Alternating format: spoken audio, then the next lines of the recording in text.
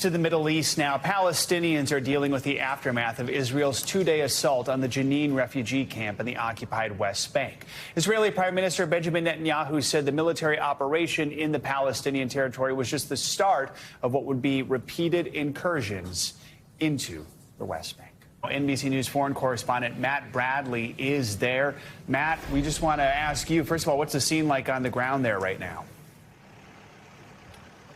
Well, I mean, it's returning to normal, whatever that is. And what we're seeing is no real normality when it comes to the intense and focused violence that we witnessed last night right outside of that refugee camp in the city of Jenin. We just saw, an appalling exchange of fire between the Israelis and Palestinian militants that went on for hours. And now we were back in the city just today, and it looks as though people are picking up the pieces. Traffic is back. People are walking around on the streets. But there's still so many signs of the massive destruction that was left in the wake of what, as your guest just described, was the largest Israeli incursion in the West Bank in 20 years, ever since the Second Intifada. So, we're seeing, again, people on the streets, people walking around. We also saw huge numbers of people walking, young men, all of them in black, some of them still carrying their guns, some of them with masks, militants who were walking from the funerals for some of those 12 people who were killed in Jenin. So, yes, this has left a mark on that city, but people are moving on. Guys? Matt, walk us through what happened in Gaza as Israeli forces were withdrawing from Jenin.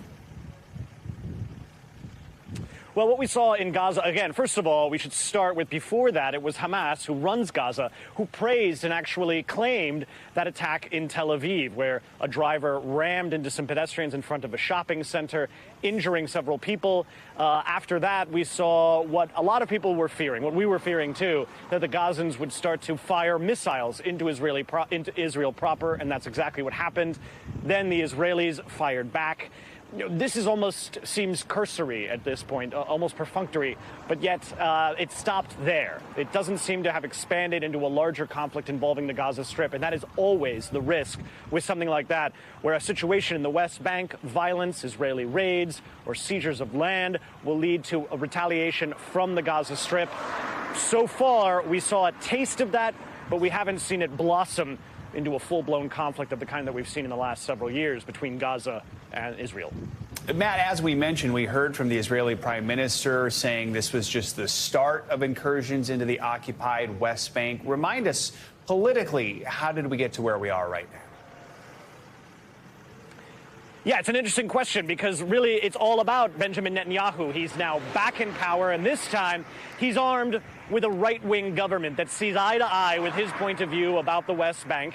That is one of the reasons why he was able to launch this incursion, this really widespread, massive incursion into Jenin. And it's one of the reasons why he feels so confident in saying that the job, while he did say something like mission accomplished last night, that the job is not yet finished. And he still has the political power and heft to launch further invasions into Jenin and other cities in the West Bank. So I think, as I said, it looks as though we're seeing a reprieve from all of that violence in the last several hours, but that could change at any time. Benjamin Netanyahu has the political will. His right-wing ministers have been cheerleading this operation. So I think we can expect more of the same style of violence that we saw over the last 48 hours. Guys. All right, Matt Bradley. Matt, thank you so much. Thanks for watching our YouTube channel. Follow today's top stories and breaking news by downloading the NBC News app.